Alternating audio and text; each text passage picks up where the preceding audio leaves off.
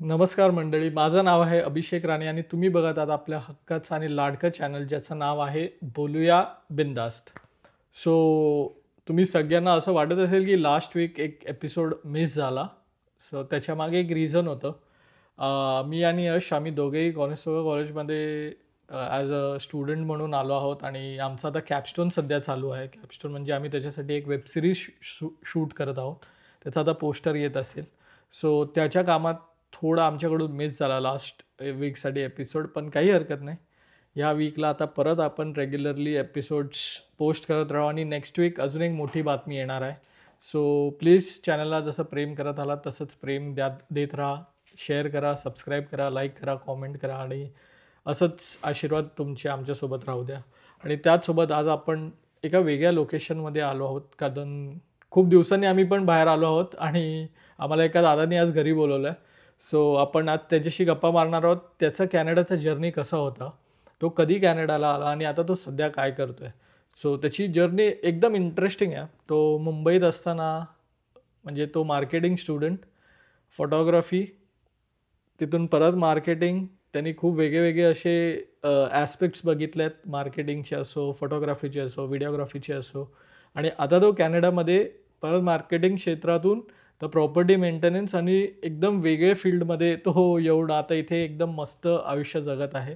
So आज आपण त्याच्याशी गप्पा मारणार आहोत, त्याच्या एक्सपिरियन्सबद्दल जाणणार आहोत आणि त्याच्याकडून आपल्याला काय काय मिळतं आणि आपल्या लोकांपर्यंत त्यांना काय काय अजून मोटिवेशन द्यायचं ते आपण आज जाणून घेणार आहोत. सो आपण आता वेळ नको घालूया, डायरेक्ट आपण साहिलशी आपण गप्पा मारायला सुरुवात करूया. साहिल, वेलकम टू बोलूया बिंदास्त. आणि तुझा मनापासून धन्यवाद की तू आज आम्हाला बोलवलंस. कसं वाटतंय तुला? थँक्यू सो मच मला बोलवल्याबद्दल. मला खूप मस्त वाटतं आहे अँड खूप एक्सायटेड आहे या एपिसोडसाठी. सो तुझं एक छोटासा एक इंट्रोडक्शन आपल्या ऑडियन्सला दे की तू कधी आलास आणि कसं होतं तुझं. ओके. माझं नाव साहिल तिवाटणे. माझा जन्म ठाण्याला झाला. जामिनाक्याला नियर तळावपाळी मी मोठा झालो. तिथेच शाळा, मग नंतर मुलुंडमध्ये कॉलेज आणि त्याच्यानंतर मग मी MNC बरोबर काम केलं विक्रोळीला. आणि मी त्याच्यानंतर काही वर्षांनी काम झाल्यानंतर मग मी फोटोग्राफी बिझनेससुद्धा सुरू केला. 2-2.5-3 वर्ष मी फोटोग्राफी केली. तेव्हा मी कॅन्डिड फोटोशूट्स आणि कॉर्पोरेट शूट्स वगैरे करत होतो. आणि ते करता करता मी बिझनेससाठी जेव्हा मार्केटिंग करत होतो तर मला मार्केटिंगमध्ये थोडी मजा यायला लागली. आणि मग मी मार्केटिंगमध्ये हळूहळू शिफ्ट झालो. मग मी एजन्सीजबरोबर काम करत होतो, जिथे मी वेगवेगळ्या ब्रँड्सबरोबर, जे इमर्जिंग ब्रँड्स होते त्यांच्याबरोबर मी मार्केटिंगसाठी काम करत होतो. आणि अशाच वेळेला अराउंड 2019-20 कॅनडाचं प्लॅनिंग सुरू झालं. ओके. आणि तसं मग पुढची जर्नी सुरू झाली. मग कसं होतं, म्हणजे आता तू एवढ्या सगळ्या गोष्टी वेगळ्या केल्यास. सो आता युजली मी पण आम्ही पण सगळे फोटोग्राफी किंवा फिल्म मेकिंगमधून आलो आहोत. सो मी हा प्रश्न खूप लोकांना विचारतो की इंडियामध्ये if you are a photographer or videographer or anything related to आपल्या फिल्म इंडस्ट्री किंवा व्हिज्युअल इंडस्ट्रीमध्ये पॅरेंट्सना थोडासा त्रास होतो ते एक्सेप्ट करायला. सो तुझ्यासाठी तो एक्सपिरियन्स कसा होता? माझ्यासाठी फ्रँकली पेरेंट्सना मी फक्त त्यांना सांगितलेलं की मी आता जॉब नाही करणार आहे. मी माझ्या 2 मित्रांबरोबर फोटोग्राफी सुरू करणार आहे. ओके. आणि त्यांनी फुल सपोर्ट केला. त्यावेळेला जॉब सोडल्यानंतर मला इनिशियली जे इक्विपमेंट्स हवे होते ते पण मला त्यांनी घेऊन दिले. आणि तशी आमची सुरुवात झाली. आणि जसं मग बिझनेस पुढे वाढत गेला तसं मग त्यांना दिसायला लागलं की आम्ही अजून इक्विपमेंट्स ॲड केले. आणि फोटोग्राफी किंवा एनी इक्विपमेंट्स अजिबातच स्वस्त नाही आहेत, ते खूप महाग आहेत. आणि मग त्यांना जसं दिसायला लागलं की आम्ही वेगळे इव्हेंट्स करतोय, मग आम्ही आउट ऑफ मुंबई जाऊन, काही ठिकाणी आम्ही दिल्लीला जाऊन, मग हैदराबाद किंवा काश्मीर वगैरे जाऊन पण आम्ही काही शूट्स वगैरे केले. मग त्यांना थोडं कॉन्फिडन्स यायला लागला की काहीतरी वेगळं होतंय, वेगळ्या ठिकाणी जात आहेत, एक्सपोजर मिळत आहे. तर तसं पेरेंट्सकडनं मला नेहमीच आत्तापर्यंत सपोर्ट मिळत आलेला आहे. म्हणजे खरं आहे, म्हणजे ॲक्च्युली ही सेम स्टोरी माझी पण आहे की आणि आपण म्हणजे असे खूप मित्र पण बघितलेत की पॅरेंट्सचा सपोर्ट नसताना पण केलेल्या गोष्टी आणि कशा काय. पण खूप सही गोष्ट आहे की एवढं सगळं आणि तू प्रत्येक फील्डमध्ये जाऊन आलास. म्हणजे आता मार्केटिंग म्हणा, फोटोग्राफी म्हणा, नंतर MNCs बरोबर काम करणं. आणि मग तू कॅनडामध्ये कधी आलास आणि काय होती ती जर्नी, कशी होती इथे आल्यावर? सो ॲक्च्युली 2019मध्ये मी प्लॅनिंग सुरू केलेलं कॅनडामध्ये येण्यासाठी. आणि मी ॲक्च्युली एजंट थ्रू मी सगळं पेपरवर्क वगैरे झालं, कॉलेज वगैरे डिसाईड झालं. आणि जेव्हा विजा अप्लाय केला आणि त्याच्यानंतर जेव्हा अप्रुव्हलसाठी थांबलेलो तोपर्यंत कोविड आलं. ओके. आणि 2020 आणि मे 2020 माझं इंटेक होतं. कारण की इकडे 3 इंटेक्स असतात, मे, सप्टेंबर आणि जानेवारी. सो माझं मे इंटेक होतं.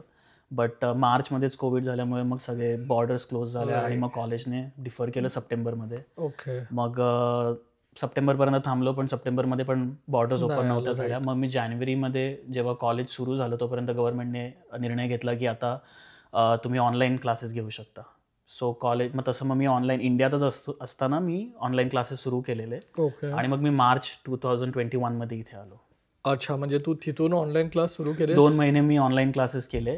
आणि मीनवाईल मग तिकीट्स वगैरे सगळं करून मग 2021 मार्चमध्ये मी इथे आलो. तू इथे आलास. आणि तू कुठे आलेला सर्वात? म्हणजे माझं कॉलेज होतं कॉन्फेडरेशन कॉलेज थंडर बेमध्ये, जे ऑन्टॅरिओमध्येच आहे. हा. मग तिथलं, आणि आता तू इथे किचनरमध्ये राहतोस. सो थंडर बे आणि किचनरमध्ये काय फरक आहे? आणि तुला म्हणजे आता आपण ठाण्यात राहिलो. ठाणा कसं आहे आपल्याला माहिती आहे, कधीही जातो, कोणत्याही वेळेत जा, सकाळी पहाटे 4ला जा किंवा रात्री 12 वाजता जा. सो थंडर बे, आता मी ऐकलं जेवढं आहे थंडर बे मध्ये एकदम शांत. हो. आणि तू किचनरमध्ये आला. सो ओव्हरऑल तुझा एक्सपिरियन्स कसा होता दोन्ही शहरांना जर तू हे केलंस तर? थंडर बे खूपच शांत जागा आहे. पॉप्युलेशन अजिबात जास्त नाही आहे. हार्डली 150,000 म्हणजे 1.5 लाख लोकांचंच सिटी आहे. तिथून जे सगळ्यात जवळची जी सिटी आहे, जी खूप मोठी सिटी आहे, आपण म्हणू शकतो Tier 1 सिटी, ती विनिपेग आहे, जी 800 किलोमीटर लांब आहे. आणि थंडर बेची खास बात ही आहे की ते ऑन्टॅरिओमध्येच येतं. त्याच्यामुळे मग इवन तुम्ही तिकडे राहत असलात तरी तुम्ही जे कॉलेजमध्ये असताना तुम्ही जे सर्वायवल जॉब्स करता, तर तुम्हाला मिनिमम वेज जे ऑन्टॅरिओमध्ये सगळ्या एरियाजमध्ये मिळतं तेच तुम्हाला थंडर बेमध्ये पण मिळतं. फायदा असा होतो अशा छोट्या सिटीजमध्ये राहिल्याचा की तुम्हाला तुमचे एक्सपेन्सेस खूप कमी असतात. जे स्टुडंट लाईफमध्ये तुम्हाला जास्तीत जास्त पैसे वाचवायचे असतात. आणि तुम्हाला काही लोक लोन घेऊन येतात, काही फर्स्ट सेमिस्टर भरतात, सेकंड ते इकडे काम करून करतात. तर त्याच्यामुळे मला त्याचा फायदा झाला, कारण की माझ्याकडे एक्सपेन्सेस खूप कमी होते थंडर बेमध्ये राहिल्यामुळे. रेंट खूप कमी होतं. आणि जास्त करून फिरायला जास्त जागा, म्हणजे नेचर सोडलं तर फिरायला जास्त जागा नव्हती जिकडे. आता जसं तुला माहित असेल की टोरंटोमध्ये आपण राहतो किंवा किचनर एरियामध्ये राहतो, तर आपण आज मूड झाला चला नायग्रा फॉल्सला जाऊ किंवा इथे जाऊ, तिथे जास्त करून नेचर ॲक्टिव्हिटीज असतात, त्याच्यामध्ये जास्त पैसे खर्च होत नाहीत. सो त्यामुळे मला सेकंड इयरची तिकडे सेमिस्टरची फी भरता आली. आणि खूपच शांत लाईफ आहे तिकडे. जेव्हा मी जेव्हा लँड झालो आणि क्वारंटीन झाल्यानंतर जेव्हा बाहेर आलो, तेव्हा मार्च एंडला काहीतरी -10, -15 असं वेदर होतं. आणि ते माझं आणि तेव्हा माझ्याकडे प्रॉपर विंटर जॅकेट पण नव्हतं, कारण की मी विचार केलेला की जर आपण कॅनडाला जाणार आहे तर तिकडूनच विंटर जॅकेट घेऊया, इंडियामधनं घेऊन काय करू. म्हणून माझ्याकडे जे बेसिक मी डिकॅथलॉनमधनं जे बेसिक जॅकेट मिळतं ते घेऊन आलेलो. आणि त्याच्यावरती मी पहिलं 10-15 दिवस सर्वाईव्ह केलं. मग जरा मी प्रॉपर जॅकेट्स घेतले आणि मग तसं सर्वाईव्ह झालं पुढे. बापरे. मग आता इथे किचनर कसं वाटतं तुला? किचनरमध्ये मी 2023मध्ये शिफ्ट झालो. 2 वर्ष मी थंडर बेमध्ये राहिलो. आता 2 वर्ष मला किचनरमध्ये झाली. किचनर आणि थंडर बेमध्ये डिफरन्स एवढा आहे की किचनर पण तसं थंडर बे सारखं छोटं नाही आहे, बट शांत आहे. राईट. मेन ॲडव्हान्टेज असा आहे की तू GTA जवळ राहतोस, तुझ्या आजूबाजूला मेजर सिटीज आहेत, तुला टोरॉन्टोला जायचं आहे, तुम्ही जॉब तिथे करताय किंवा लंडनला करताय, हॅमिल्टनला करताय, तर इथून तुम्ही ते करू शकता, जे थंडर बेमध्ये पॉसिबल नव्हतं. जॉब ऑपॉर्च्युनिटीज जास्त आहेत कारण की मेजर बिग सिटी आहे. आणि थोडी लाईफस्टाईल डिफरंट आहे, एक्सपेन्सेस जास्त आहेत कारण की रेंट इथे खूपच जास्त आहे थंडर बेच्या compare. But other than that मला किचनर थोडं जास्त आवडतं. किचनर आवडतं नाही, खरं आहे. म्हणजे माझं तर तसंच झालेलं. मी केम्ब्रिजमध्ये राहिलो आणि केम्ब्रिज म्हणजे 8 नंतर सगळं बंद होतं. हे बस पण बंद होते तिकडे. 8 नंतर 1-1 तासांनी बस असते. हां. सो मग मी जेव्हा किचनरला आलो तेव्हा मला पण असं झालं की अरे बापरे खूपच जास्त आहे. म्हणजे पण आता डाऊनटाऊनला राहायला लागल्यावर मग थोडे लोक म्हणजे खाली उतरले की जशी लोक दिसतात, बोलणं होतं, चालणं होतं, सो तेवढं काय वाटत नाही. पण तुझा एक्सपिरियन्स ओव्हरऑल कॅनडाचा, आता तू ऑलमोस्ट 4 वर्ष होत आली तुला. सो तुझा एक असं काय गोष्ट होती जी तू आता जे नवीन आपली मुलं येत आहेत इंडियावरून, इंटरनॅशनल स्टुडंट म्हणून, सो तू एक असा काय सल्ला देशील जो तू शिकलास कॅनडामध्ये आल्यावर, की येस मी ही गोष्ट शिकलोय, सो तुम्ही ती गोष्ट आयदर टाळा किंवा त्याच्यासाठी काहीतरी प्रिकॉशन्स पाळा असं, सो तू काय देशील? मला जेव्हा मी थंडर बे चूज केलेलं, तर मला अदर दॅन मी गुगलवरती जे सर्च केलं किंवा जे फेसबुकवरती बघितलं, त्याच्या व्यतिरिक्त मला थंडर बे काय आहे माहीत नव्हतं. ओके. तुम्ही एक निगेटिव्ह गोष्ट जर तुम्ही बघितली थंडर बेची, तर गुगलवरती बघितलं तर एक ते हायेस्ट मर्डर कॅपिटल किंवा मर्डर सिटी म्हणून पण ओळखलं जातं. बट मी जेवढे 2 वर्ष तिथे राहिलो, मी खूप सेफ होतो. मी कधीच काही असं फेस नाही केलं की काय आहे कसं आहे. स्टुडंटसाठी लाईफ खूप चांगली आहे. माझं असं सजेशन असेल नवीन येणारं, आणि आता सध्याची तर कॅनडाची परिस्थिती जे नवीन येत आहेत त्यांच्यासाठी एवढीच खास नाही. माझं असं सजेशन असेल जे नवीन येणारे असतील त्यांनी, म्हणजे एक बेसिक गोष्ट अशी की मी मार्केटिंग करत होतो, तर मला माझ्या एजंटने सांगितलेलं की जर तू त्याच कोर्ससाठी गेलं तुझे चान्सेस जास्त आहेत. बरोबर. बट इथे आल्यानंतर मला कळलं की तसं नाही आहे. तुला जर वेगळं काहीतरी शिकायचं असेल किंवा या कंट्रीमध्ये ज्याला जास्त प्राधान्य आहे किंवा ज्याच्यामध्ये जास्त ग्रोथ आहे, असे कोर्स पण तू चूज करू शकतो. डझंट मॅटर की तू इंडियामध्ये काय केलं आहे. तर आत्ताच जी सध्याची परिस्थिती आहे कॅनडामध्ये, जे गव्हर्नमेंट ज्या कोर्सेससाठी किंवा ज्या पोझिशनसाठी पुश करते इमिग्रंट्सना, त्यांनी तिकडे जास्त लक्ष द्यावं. त्याच्यानंतर असं गरज नाही आहे की लोकांनी मेजर सिटीमध्येच यावं तरच त्यांना कॅनडा, कारण की कॅनडा म्हटल्यानंतर टोरॉन्टो किंवा ब्रिटिश कोलंबिया असे मेन सिटीजच मार्केट केले जातात. बट थंडर बे सारख्या किंवा बॅरी सारख्या अशा ज्या जागा आहेत तिथे पण स्टुडंट्सनी गेलं पाहिजे. तिकडे त्यांना जास्त एक्सपोजर मिळतं, कारण की जे लोकल बिझनेसेस आहेत त्यांना गरज असते. आणि जे सुरुवातीला तुम्हाला पहिले 1-2 वर्ष जे सर्व्हायवल जॉब्स हवे असतात ते तुम्हाला सिटीजमध्ये नाही मिळणार, कारण तुमच्याकडे ऑलरेडी खूप कॉम्पिटिशन आहे. तर तुम्ही अशा छोट्या सिटीजमध्ये जर गेलात, तुम्हाला भरपूर वेगवेगळे जॉब्स ऑप्शन्स असतात. आणि मेन सगळ्यात मेजर गोष्ट म्हणजे स्टुडंट्सना म्हणजे तुमचं एक्सपेन्सेस खूप कमी असतात. त्याच्यामुळे तुम्ही सेव्हिंग्स भरपूर करू शकता किंवा नेक्स्ट इयरची फी भरू शकता, जे काही जसं असेल. आता मी मध्यंतरी असे व्हिडिओज बघतोय की खूप इंस्टाग्राम इन्फ्लुएन्सर्स वगैरे आहेत ना, सल्ले देतात की कॅनडाला येऊ नका. ते तर अगदीच वेगळे झालेले. पण जे आहेत ना त्यांचे असे सल्ले असतात की फायनान्शियल मिस्टेक्स ज्या करतो आपण. मी आजच सकाळी एक व्हिडिओ बघत होतो ज्यामध्ये एक मुलगा सांगत होता की काय फायनान्शियल मिस्टेक्स आपण करतो. की बेसिक असतं की आपण कॅनडाला आलोय, सो द फर्स्ट थिंग आपल्याला कॅनडामध्ये येऊन मिळते ती असतं क्रेडिट कार्ड. हो बरोबर आहे. म्हणजे बाकी काही नाही मिळालं तरी तुझ्याकडे एक क्रेडिट कार्ड असतं, 2000 क्रेडिट. हो बरोबर आहे. आणि मुलं एक्साइटेड असतात, मुलांना नवीन नवीन गोष्टी हव्या असतात, गॅजेट्स हवे असतात. सो मुलं आयफोन्स किंवा लॅपटॉप्स किंवा काही कार घेतात. सो अशा गोष्टींवरती खर्च करतात. सो तू जेव्हा आलेलास तेव्हा, आता मी पण आलेलो ना तेव्हा माझ्याकडे तरी म्हणजे ओळखीची लोक होती, त्यांच्याशी बोलून त्यांचे व्ह्यूज जाणून मग मी विचार केला की नाही आपण नको असे एक्सपेन्सेस करूया, आपल्याला काय गरज आहे त्याच्यावरती विचार. सो तू जेव्हा आलास तेव्हाची परिस्थिती कशी होती? की म्हणजे अशीच होती परिस्थिती की मुलं यायची लगेच आले नाही की, आणि इथे पण तो एक हे आहे की फोनचं सिम कार्ड तू इथून जर घेत असेल तर they try to sell you something right की तू फोन घे आणि सेम प्राइस मध्ये. आणि खूप लोकांना हे माहिती नसतं की तो फोन असा बेसिकली याच्यावरतीच असतो, लोनवरती असतो, आणि तुला end of the term you have to pay some amount. Right. So तू जेव्हा आलास तेव्हा तुझ्या बरोबर पण अजून इंटरनॅशनल स्टुडंट्स असतील किंवा अजूनही तुझे फ्रेंड्स असतील. सो तेव्हाचं हे कसं असतं, म्हणजे काय व्हायचं तेव्हा की लोक तेव्हा पण असेच एक्सपेन्सेस करत होते की काय म्हणणं? जसं मी आधी सांगितलं, बिकॉज मी थंडर बे मध्ये राहिलो, तर मला ऍक्च्युली कळलंच नव्हतं की Tier 1 सिटीजमध्ये काय लाईफस्टाईल आहे. ओके. सिटी छोटी असल्यामुळे तिकडे लोकांच्या गरजा कमी होत्या आणि तिकडे तुला जास्त असं काही नवीन बघायला मिळायचं नाही. जेव्हा तू मोठ्या सिटीजमध्ये राहतो, तू आजूबाजूला बघतो की इकडे या अशा गाड्या आहेत, लोकांकडे असे फोन आहेत, लोक असे कपडे घालतायत, बरोबर. तेव्हा ते एक ॲस्पिरेशनल की मला पण असं करायचं आहे, तर ते तू होतं. तो एक फायदा झाला मला की मला सुरुवातीला असं काही वाटलं नाही की हे करूया. आणि कॉलेज माझं ऑनलाईन म्हणजे इथे आल्यानंतर पण माझं कॉलेज ऑनलाईनच होतं. Out of 4 semester me 3 semester ऑनलाईनच केलंय आणि ते पण फुल पैसे भरून. तर त्याच्यामुळे मला असं झालेलं की, आणि कॉलेजने एक गोष्ट चांगली होती की आता माहित नाही आता देतात का, बट त्यावेळेला मला फीजमध्येच माझं बस कार्ड आहे, अजून पण आहे.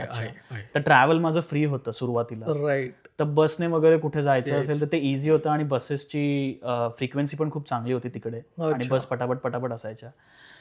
मी एक गोष्ट ऑब्झर्व केली, जसं तू म्हणालास की कार हे सगळ्यात मोठं परचेस असतं आणि आल्यानंतर जर लोक अवॉइड करू शकतात, जर पॉसिबल असेल तर त्यांनी करायला पाहिजे.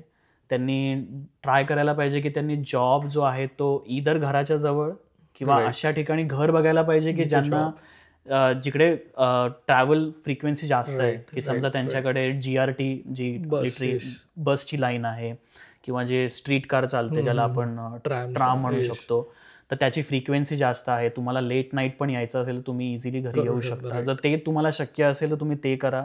गाडी घ्यायच्या फंद्यात पडू नका, कारण की एक बेसिक ऑन अन ॲव्हरेज कोणी पण महिन्याला $1000 गाडीला भरतं. जर तुम्ही तसं कन्वर्ट केलं तर ₹60,000 महिन्याचे जातात आपल्या इंडियन करन्सीमध्ये बघितलं तर. कारण तुम्हाला दर 15 दिवसांनी त्याचं EMI भरावा लागतो, इन्शुरन्स भरावा लागतो, पेट्रोल भरावं लागतं. तर अशी कॉस्ट भरपूर असते. तर तसं नाही करायला पाहिजे असं माझं मत आहे. बरोबर. जर इन केस तुम्हाला नाहीच की मला गाडी लागणारच आहे बिकॉज माझा जॉब असा आहे, मी जॉब पण नाही सोडू शकत आणि मी घर पण नाही चेंज करू शकत, मला गाडी हवीच आहे, तर त्यांनी सगळ्यात जी त्यांना चांगली आणि चीपेस्ट गाडी मिळू शकते फेसबुक मार्केट प्लेसवर किंवा KGGवर किंवा लोकल मेकॅनिक्सकडनं, अशी एक 4-5 हजार पर्यंत जर त्यांना गाडी मिळत असेल तशी गाडी घ्यावी आणि तसं सुरुवात करावी. मग त्याच्यामध्ये त्यांना मे बी स्किप पण करता येऊ शकतं, एक्स्ट्रा एक जॉब किंवा त्यांना जर गाडी सर्टन इयर्समध्ये असेल त्यांना उबर टॅक्सी वगैरे पण करता येऊ शकतं, त्यांना एक्स्ट्रा इन्कम हवा असेल. बट नवीन गाडीसाठी मला नाही वाटत की, किंवा इवन फोनसाठी, किंवा ऍक्च्युली होतं असं की लोक जेव्हा इथे आले त्यांना एक सडन फ्रीडम मिळतं की मी तिकडे घरातल्यांबरोबर राहत होतो, आता इथे आल्यानंतर मलाच सगळं करायचं. बट ते इनिशियल जेव्हा बबल बर्स्ट होतं 6 महिने, 1 वर्ष, 2 वर्षानंतर जेव्हा कॉलेज संपतं आणि आता मला मंडे टू फ्रायडे सकाळी 9 ते 5 रोज ऑफिसला जायचंय, तर कळत नाही की सॅटर्डे संडे करायचं काय.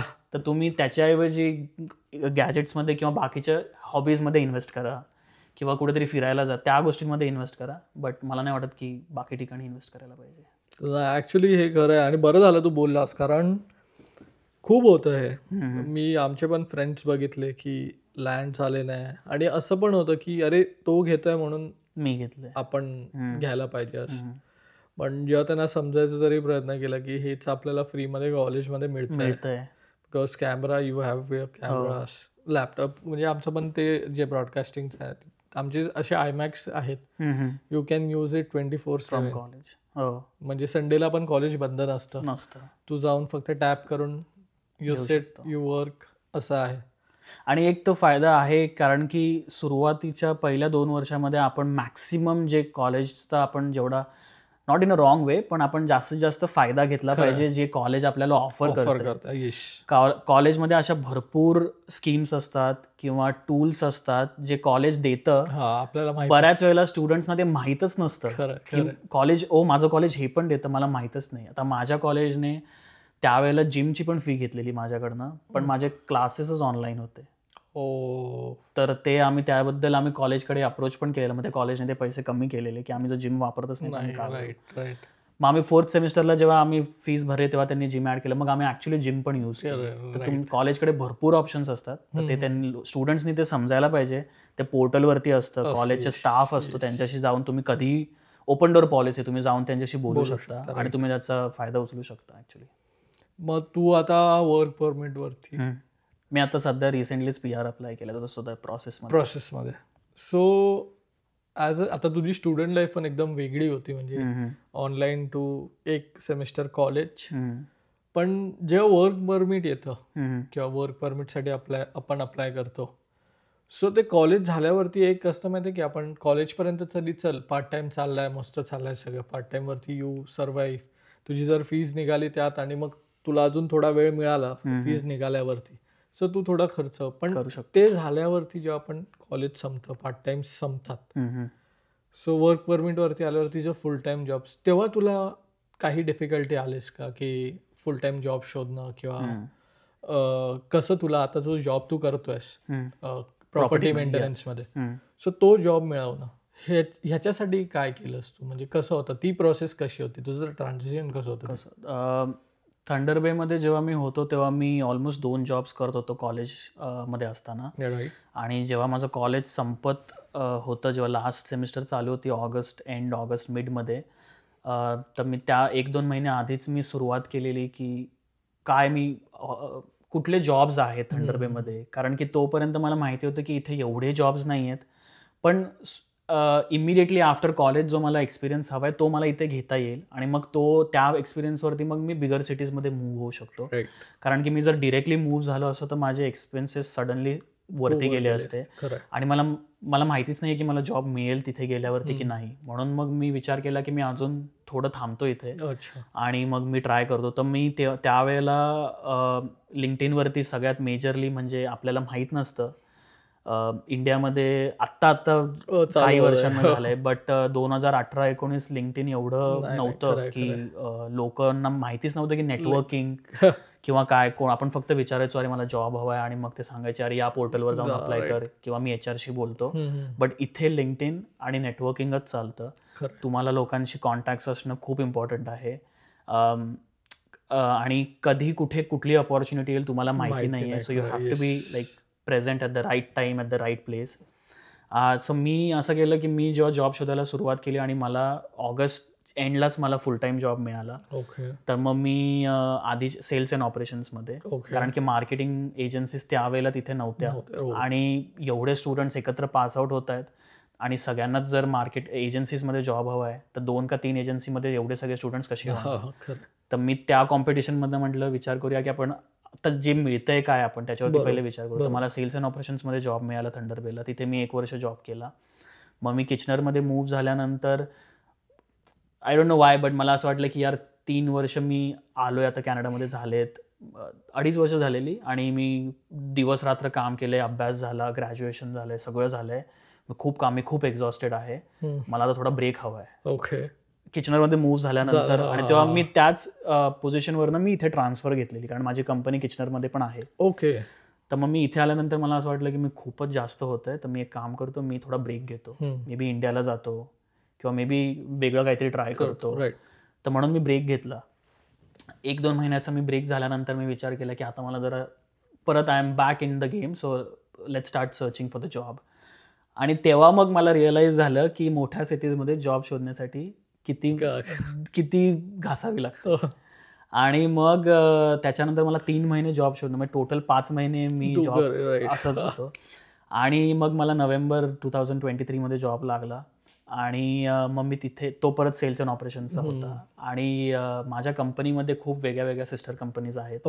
तर मी माझ्या कंपनीच्याच पोर्टलवरती नेहमी बघायचो की कुठे अपॉर्च्युनिटी आहे, काहीतरी वेगळं मला करता येईल, कुठल्या फील्डमध्ये जास्त डिमांड आहे किंवा कुठे, आता जसं आपल्याला माहिती आहे की ले ऑफ्स वगैरे होतात, तर कुठली, असं नाही की सगळ्याच इंडस्ट्री फुल प्रूफ आहेत, बट कुठे कमी चान्सेस आहेत. जर फ्युचरमध्ये AI झालं किंवा काही झालं आणि जर कंपनीने डिसाईड केलं की आता आम्ही ले ऑफ करणार आहोत, तर कुठल्या जॉबमध्ये मी सिक्युरिटी जास्त आहे मला. मग माझ्या कंपनीमध्येच मला मेंटेनन्सची अपॉर्च्युनिटी होती आणि मग मी विचार केला की कॅनडामध्ये ट्रेड्स खूप जास्त व्हॅल्युएबल आहे. तर मी विचार केला की जर अपॉर्च्युनिटी मिळतेय आणि मला चान्स आहे मूव्ह व्हायचा, तर मग मी ट्राय करतो. मी कंपनीमधनंच, विदिन कंपनीज मी माझ्या मेंटेनन्स डिपार्टमेंटमध्ये शिफ्ट झालो. सेल्स अँड ऑपरेशन्समधनं मी मेंटेनन्समध्ये आलो. सो तू आता एका वेगळ्या फील्डमध्ये असतो. आता कम्प्लिटली, आता मार्केटिंग, सेल्स अँड ऑपरेशन सगळं बाजूला आहे आणि सध्या मी हे करतोय. मग आता जर हा एक प्रश्न विचारला की तू आता जे काम करतोयस ते आवडायचं, सेल्स अँड मार्केटिंग किंवा सेल्स अँड ऑपरेशन्स आवडायचं की मार्केटिंग आवडायची तुला? मला असं वाटतं मी ज्या वेळेला ज्या पोझिशनमध्ये होतो ते मी एन्जॉय केलं. ओके. आता मी मेंटेनन्स खूप एन्जॉय करतोय कारण की खूप एक प्रकारचं फ्रीडम आहे. मला वेगळ्या वेगळ्या लोकेशन्सवरती जायला येतं, मला नवीन लोकांना भेटता येतं, नेटवर्किंग माझं अजून वाढतं. मला असं नाही की मला ऑफिसमध्ये स्क्रीन समोर बसून, त्याच्यामुळे मी एवढा बाहेर फिरतो की मला भरपूर लोकांना वेगवेगळ्या भेटता येतं, त्यांचे एक्सपिरियन्सेस, जसं तू पॉडकास्टवरनं आमचे, तसं मी इन पर्सन त्यांच्याशी काम करता करता त्यांचे एक्सपिरियन्सेस ऐकतोय आणि ते त्यांच्या फील्डमध्ये या लेवलपर्यंत कसे पोहोचले ते मला त्यांच्याशी बोलून समजतं. सो मला असं वाटतं की आता मी मेंटेनन्स एन्जॉय करतोय. अदर दॅन विंटर जर सीझन पकडला तर त्याच्या व्यतिरिक्त मी मेंटेनन्स खूप जास्त एन्जॉय करतोय. सही आहे यार, म्हणजे तू अगदीच सगळ्या फील्ड्स बघून एकदम. आणि आता तरी माझं असं आहे की पुढचे, आता मला बाकी कुठे मूव्ह नाही व्हायचं, कारण आता मला मेंटेनन्स मध्येच तुला. म्हणजे तुला, आणि ऍक्च्युली असं पण असतं ना की मार्केट एकदा कळालं तुला की नॉट जस्ट इथे, किंवा तुला आता जर कुठे पुढेही आयुष्यात मेंटेनन्स किंवा ते जे तू प्रॉपर्टी मेंटेनन्स, म्हणजे ते काही छोटं काम नाही आहे. सो तुला त्याचे इन अँड आउट्स करतात, राईट? बरोबर. सो तू असं, म्हणजे ॲक्च्युली ही गोष्ट खूप छान आहे तुझ्याबद्दल की जे मिळतं ना. आता त्या दिवशी तेच एक असा व्हिडिओ होता ज्यामध्ये मी तेच बघितलं की कॅनडामध्ये आले ना की लोक कंप्लेंट जास्ती करतात, म्हणजे माझं आयुष्य कसं आहे, अरे तो आयुष्य कसं जगतोय. नाही, बरोबर आहे, कारण की लोकांना हे पण कळलं पाहिजे की जे आपण इन्फ्लुएन्सर्सना बघतो, आय वोंट से की सगळेच चुकीचे आहेत, बट सगळेच जण रिअल पिक्चर दाखवतात असंही नाही आहे. जेव्हा काही लोक म्हणतात की कॅनडामध्ये काहीच खराब नाही आहे, तुम्ही मेहनत करा आणि तुम्ही या, तुमचं होईलच चांगलं, तेही थोडंसं चुकीचं आहे. बरोबर. कारण की सगळेच जण जर मेहनत करत असेल तर सगळेच आज कुठे ना कुठेतरी वेगळीकडे असतात. आणि जे लोक म्हणतायत की सगळीच वाट लागलेली आहे, पॉलिटिक्समध्ये असं आहे, इकडे असं आहे, तुम्ही येऊ नका, इमिग्रेशनमध्ये असं झालंय, असंही नाही. माझं सजेशन असं आहे की लोकांनी जर यायचंच असेल, त्यांना यायचं असेल कॅनडाला, कंट्री खूप चांगली आहे, खूप फ्रेंडली लोक आहेत, ग्रोथ अपॉर्च्युनिटी भरपूर आहे. फक्त त्यांनी आधी खूप डिटेलमध्ये रिसर्च करावा की त्यांची लाईफस्टाईल कशी असणार आहे. आणि हे जे इन्फ्लुएन्सर्स किंवा जिथून पण आपण इन्फॉर्मेशन कन्झ्युम करतोय ती आपल्या आयुष्यामध्ये अप्लाय होतीये का ते आपण बघायला पाहिजे. त्यांची लाईफ आपण बघून की मी पण असंच करीन असं आपण नाही. बरोबर. नाही, हे ॲक्च्युली खूप चांगलं आहे, कारण आम्ही पण आता हे पॉडकास्ट करतोय, त्यात आमचं पण असं वाटतं लोकांना, खूप लोकांना वाटतं की, आता खूप लोक असे पण बोललेले की आम्ही पण सुरू केलेला पण आम्हाला वेळ मिळाला नाही म्हणून आम्ही बंद केले, आम्ही पण चालू केलेले. तुम्ही कंप्लेंट्स जेव्हा करता ना की आम्ही चालू केलेले आणि आम्ही बंद झाले, आम्ही पण आता लास्ट जो वीकचा एपिसोड मिस झाला त्यामध्ये आम्हाला एक गोष्ट कळाली आमची, की ती आमची चूक होती की आम्ही मॅनेज नाही केलं बरोबर वेळ. सो आम्ही त्याबद्दल पण तेच होतं की पॉडकास्ट आणि आमचं करिक्युलम ॲक्टिव्हिटीचे आमचे स्टडीज चालू आहे ते मॅनेज करणं आणि प्लस जे गेस्ट असतील त्यांचा टाईम मॅनेज करणं, 3 ॲस्पेक्ट्सला जेव्हा आम्ही एका ऑल अंडर वन रूफ येतं आपण जेव्हा म्हणतो तेव्हाच ही गोष्ट घडते. सो खूप लोक असे पण म्हणतात की वेळ लागेल, करत राहा, पण आम्ही नेहमी त्या व्हिडिओजमध्ये तेवढंच म्हणतो की वेळ लागेल ती गोष्ट वेगळी राहिली, पण तुम्ही सपोर्ट करत राहा, तुम्ही सबस्क्राईब करत राहा, तुम्ही व्हिडिओ शेअर करत राहा, लाईक करत राहा, कॉमेंट्स करत राहा. सो त्यांनी आम्हाला पण एक असं आपण म्हणतो प्रेरणा मिळते की अरे लोक बघतायत, लोक सबस्क्राईब करतायत, सो त्याच्यातून वेगळी मोटिवेशन मिळते. सो कंप्लेंट्स करणं पहिले म्हणजे, जर तुम्ही येत असाल नाही ते पहिले म्हणजे कंप्लेंट्स आणि कम्पेअर करणं थांबा आणि तुम्ही जे आयुष्य आणि तुम्ही जे एक विजन बघून आलेत ना त्याला स्टिक राहा. खूप खूप सुंदर आहे आयुष्य आणि इथे आल्यावर तर अजूनही सुंदर होईल तुमचं. फक्त एवढंच की कम्पेअर आणि कम्पॅरिझन करण्याच्या नादात स्वतःचं एकदम असे कंप्लेंट्सचं असं ओझं घेऊन बसू नका. आणि पहिले काही वर्ष स्टुडंट्सची असतात कठीण. खरं आहे, कारण की तुम्ही आता आपल्या म्हणजे इंडियामध्ये अशी कल्चरच नाही आहे की आपण जेव्हा ग्रॅज्युएट होतो तेव्हा आपण जॉबचा ॲक्च्युली विचार करतो. इथे 12, 14, 15 वर्षापासूनच लोकांना माहिती असतं की मला आता मी 14चा झालोय, अजून माझ्याकडे जॉब नाहीये. मी अजून पार्ट टाइम जॉब किंवा इव्हन बेअर मिनिमम मला काहीतरी करावं लागेल. आणि 18-19 मध्ये ते घर सोडून बाहेर निघतात. आणि आई वडिलांना पण माहिती असतं की 17-18 नंतर माझा मुलगा मुलगी बाहेर जाऊ शकतो. तर इथे ते कल्चर आहे. आपण जोपर्यंत आपण 20-22 पर्यंत पोहोचतो तेव्हा आपण कुठेतरी विचार करतो आता मला जॉब घ्यावा लागेल. हे लोक आधी 7-8 वर्ष आधीच आपल्या आधी त्यांनी तो एक्सपिरियन्स घेतलेला असतो इनिशियल, त्यांनी आधीचे धक्के खाल्लेले असतात, मग ते पुढे जातात. तर ते कल्चर वेगळं आहे. बट ते पहिल्या 1-2 वर्षांमध्ये जर आपण मॅनेज केलं आणि फोकस ठेवला, थोडं बाकीच्या गोष्टींपासून थोडं लांब राहिलो तर ते मग पुढे ते एकदम स्लो स्टार्ट असलेली बरी आहे आयुष्य. आणि तुमची जर्नी पण खूप मोठी आहे इथे, असं एकदम पटकन नाही होत, पटकन गोष्टी नाही होत, वेळ लागतो. आता तुम्ही बघत असाल की दादा म्हणजे आपला एकदम एक स्पेशल गेस्ट आलाय आपल्या पॉडकास्टमध्ये. सो आता पॉडकास्ट इथेच संपवतोय मी नाही पण सो हा आता असं मस्त तुम्हाला तू तर मी नाही येतो हा आहे बघा शी इज दॅट गाय थांब ना बाबा. सो खूप दिवसांनी ॲक्च्युली म्हणजे आता असं मला खूप डॉग्स आवडतात आणि हे बाळ म्हणजे एकदमच भारी आणि एका जागेवरती तो स्थिर बसू नाही शकत. इतक्या उड्या मारतो की आम्हाला मजाच आली आज पूर्ण दिवसात. सो याचं नाव ॲटलस आहे. साहिल दादानी डॉग ठेवला घरी मस्तपैकी, बाळ असतं एकदम आणि खूप मजा येते ॲक्च्युली त्यांच्यावर राहायला. खूप जास्त काळजी घ्यावी लागते. हो अरे तेच बोललो ना, बाळ आहे अगदी बाळासारखी काळजी घ्यावी लागते डॉग्स म्हणलं की आपल्याला. आणि खूप पण तुला खरं सांग की जेव्हापासून हा घरी आला घराचं वातावरण कसं पहिले आता कारण की माझ्याकडे इंडियामध्ये कधी डॉग नव्हता आणि माझ्या वाईफने पण तिच्याकडे पण कधी डॉग नव्हता. तर आमच्यासाठी फर्स्ट टाइम होतं. आणि आपल्याला इथे ज्या गोष्टी कराव्या लागतात डॉगसाठी ते इंडियामध्ये तसं नाही आहे. इंडियामध्ये थोडं इझी आहे की आपण त्यांचं खाणं पिणं झालं किंवा त्यांना जे आपण खाणं पिणं सगळ्यात मेन आहे. खरं आपण त्यांना बऱ्याच गोष्टी असंच देऊन टाकतो की हा हे बिस्किट खा आहे, तसं आपण इथे नाही करू शकत. तर पहिले काही महिने डिफिकल्ट होते टू अंडरस्टँड की एक्झॅक्टली त्याला काय हवंय आणि आम्हाला काय हवंय. मग ते नंतर जसं कम्युनिकेशन वाढलं आम्हाला कळायला लागलं की कसं काळजी घेतली जाते, तसं ते इझी व्हायला लागलं. बट डॉग्सचं एवढं म्हणजे इथे का लोकांकडे पेट असतं ते आम्हाला आमच्याकडे पेट आल्यानंतर कळलं की एक असायला पाहिजे. कारण की घरी आल्यानंतर आपल्याला जी एक कामनेस किंवा जे एक हॅपीनेस जेव्हा ते घरी आल्या जे आपल्या अंगावरती उडी मारतात ते त्याच्यासाठी मला असं वाटतं की कधी घरी येऊ मी. हो ना, खरंय.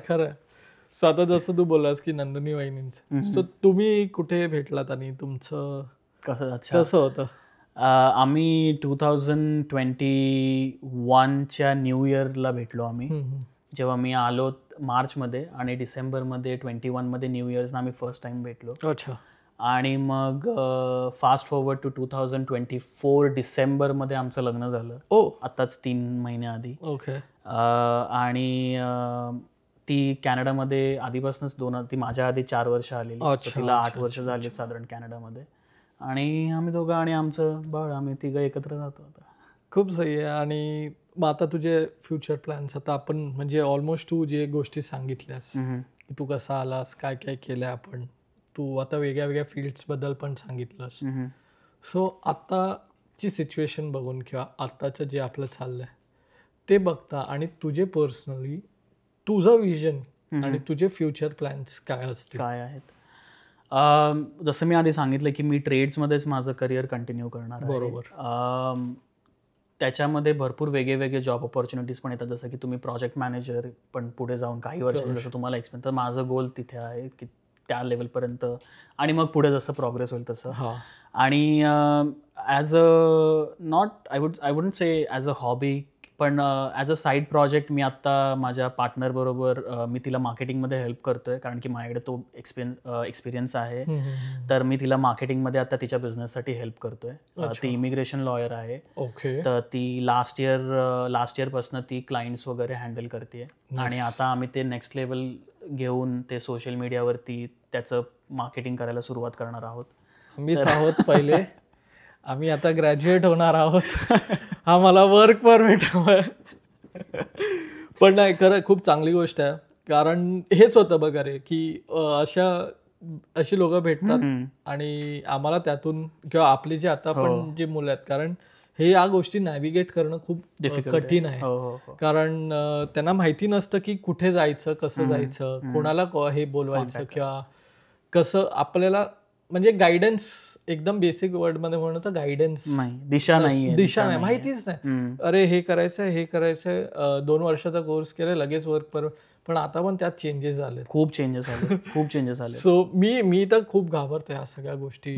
म्हणजे घाबरणं नाही, पण आपल्याला माहिती नाही आणि कुठे जाणार आहेत पुढच्या 2-3 वर्ष आपल्याला माहितच नाहीये, कारण की करंट सिच्युएशनच अशी आहे की पुढच्या 2-3 वर्षामध्ये काय होईल आणि आपल्याबरोबर नाही, कॅनडाच्या गव्हर्नमेंटच काय नवीन घेऊन येईल आणि काय आपल्याला स्वतःला आपली दिशा पूर्णपणे बदलावी लागेल आपल्यालाच माहिती. परत इलेक्शन्स पण येत आहेत. हो.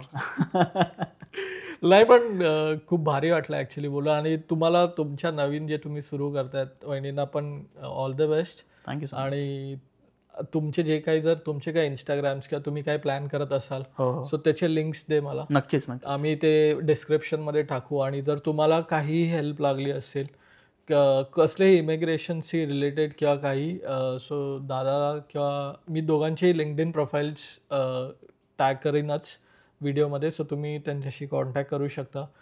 सल्ले घ्या आणि तुम्ही सल्ले घेऊन त्याच्यातून आपण काय करू शकतो याचा विचार जास्ती करा. कारण आपल्या ह्या चॅनलचं एकदम एक बेसिक आहे की आम्ही तुम्हाला कनेक्ट करून देऊ शकतो, आम्ही सांगू नाही शकत की तुम्हाला काय करायचं. आणि तुम्हाला पण तेवढं कळलं पाहिजे की जर कनेक्ट करून दिलं तर आपण आपली एक लिमिट किंवा कशी पावलं टाकायची आणि कुठच्या दिशेने टाकायची. चुकीची पावलं टाकू नका की आपलं सगळ्यांचंच एक वेगळं हे होईल. सो मी सगळे दादाचे लिंक्स सगळं मी अटॅच केलेलं आहे. आणि जर तुम्ही पण दादाच्या फील्डमध्ये काम करता, जर तुम्ही आपले जर कोण मुलं असतील जे त्या फील्डमध्ये असतील आणि जर तुम्हाला दादाशी कनेक्ट करायचं असेल, सो त्याच्या लिंक्डइनवरती जाऊन तुम्ही जे क्वेश्चन्स आहेत त्याला विचारू शकता. कारण आम्ही त्या फील्डमध्ये नाही आहोत, आम्हाला माहिती नसते गोष्टी, आम्ही सांगणारे कोणी नसतो. सो तुमच्याकडे इंडस्ट्री एक्सपर्ट्स आहेत, तुम्ही डिरेक्टली त्यांच्याशी कॉन्टॅक्ट करू शकता. आणि आज खूप बरं वाटलं तुझ्याशी बोलून. आणि बाबू ये बस इथे शांत, हां बस, हां. सो याच्याशी आणि खूप दिवसांनी आम्ही पण खेळलो. सो खूप थँक्यू तुला पण, कारण तू इन्व्हाइट केलं घरीस. आणि तुम्ही असेच आमच्या चॅनलला सपोर्ट करत राहा. आणि जसं मी सुरुवातीला बोललो आहे की आमची वेबसिरीज येणार आहे, सो तिचं रिलीज डेट अजून आम्ही फिक्स केलेलं नाही आहे. सो ते जसं होईल तुम्हाला आम्ही नक्की कळवू. सो त्याला पण तेवढंच प्रेम द्या जेवढं आमच्या या चॅनलला देत आहात. आणि हा एकदमच शांत बसला आता. सो आम्ही आता हा इथेच पॉडकास्ट संपवतो. बघा त्याला राग आला, आम्ही नाही संपत, थांब. सो आजचा एपिसोड कसा वाटला हे कळवायला विसरू नका, कारण तुम्हाला माहिती आहे काय काय करायचं आहे. तुम्हाला हा व्हिडिओ शेअर करायचा आहे, आपल्या चॅनलला सबस्क्राईब करायचं आहे, या व्हिडिओला लाईक कॉमेंट करायचं आहे. आणि तुम्ही जेव्हा ते शेअर बटन दाबलं ना की तिथे एक बेल आयकन येतं, सो ते दाबल्यावरती ना असा आवाज येतो, हां. सो ते आल्यावरती तुम्हाला काय होणार आहे की आम्ही व्हिडिओज टाकले की तुम्हाला नोटिफिकेशन्स येणार, तर तुम्हाला वाट बघायची गरज नाही पडणार. सो आजचा व्हिडिओ कसा वाटला हे सांगायला विसरू नका, शेअर करायला विसरू नका. आणि असंच प्रेम आशीर्वाद जसं आजवर देत आला आहात तसंच ह्यापुढेही द्याल, ही आमची एक इच्छा आहे. सो येस, हे तुम्हा सर्वांचं, आपल्या सर्वांचं हक्काचं आणि लाडकं चॅनल आहे, ज्याचं नाव आहे बोलूया बिंदास्त.